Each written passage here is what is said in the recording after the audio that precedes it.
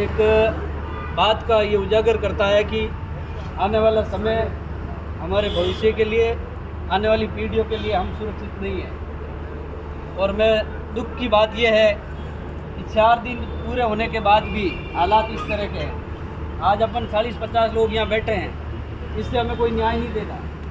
लेकिन जो जघन्य अपराध हुआ है, जिस तरह की प्री प्लानिंग इन्होंने करी कि इन बात से पहले इनको अपने घर में ये तैयारी करके रखना, उसके बाद अनीता जी को बुलाना, और इस तरह से मानवता शर्मसार हुई है। मैं तो सबसे निवेदन करूंगा, सोशल मीडिया का ज़माना है, घर में बैठने से कुछ भी नहीं होगा, आपको कोई न्याय नहीं देगा। इससे कल इस जो जगह हम जो धरना की जो डेट कल फाइनल करी है, जो भी मानव जाति में और जिनका ज़मीर जिंदा है, जिन के पास भी ये घटनाक्रम की जो जानकारी हो रखी है, ये कोई एक आदमी का काम नहीं है, एक जाति का काम नहीं है।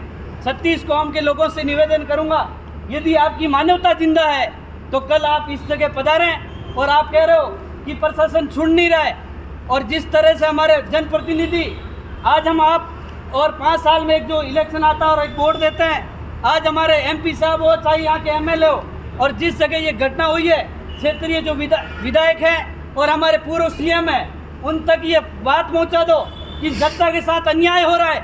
यदि अन्याय हमने इस तरीके से सहन नहीं करेंगे और ये सड़कें की जाम होगी, प्रशासन भी आज रैंकने के लिए मजबूर हम कर देंगे।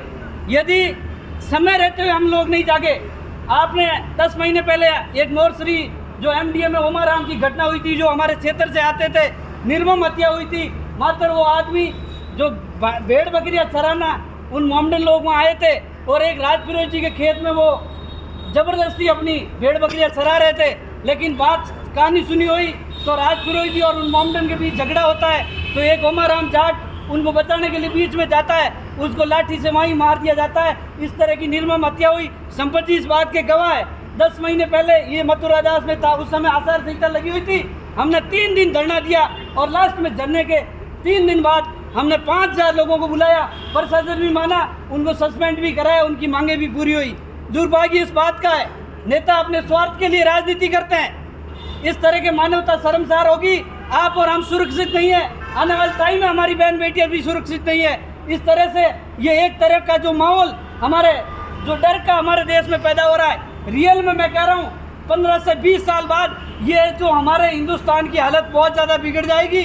समय रहते हुए जितने भी दल हिंदुत्व के नाम पे काम कर रहे हैं, और हम 36 कौमों से निवेदन करूंगा, कल इस 12 बजे जो हमारा जो टाइम दिया है, अधिक से अधिक संख्या में आप सब लोगों के पास मोबाइल है और एक आदमी के मोबाइल में 15-20 ग्रुप भी है।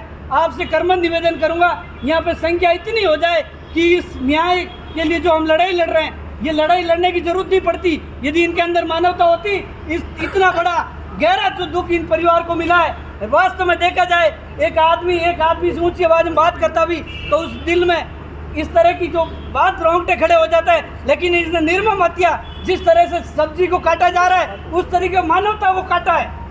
कल टाइम रहते हुए आप सब लोगों से निवेदन करूंगा, अधिक से अधिक संख्या में यहाँ लोगों को बुलाओ, और इस तरह से यदि आंदोलन को बड़ा रूप देंगे तब जाके ये सुनेंगे। और मैं सरकार के जितने भी नुमाइंदे बैठे हैं, कोई भी सरकार के लोग हो, जो जनप्रतिनिधि हो, यदि जनता का काम पड़ता है, आप 20 माह के यदि जनता के साथ खड़े नहीं रहोगे तो आपका ये राजनीति करना भी लायक नहीं है।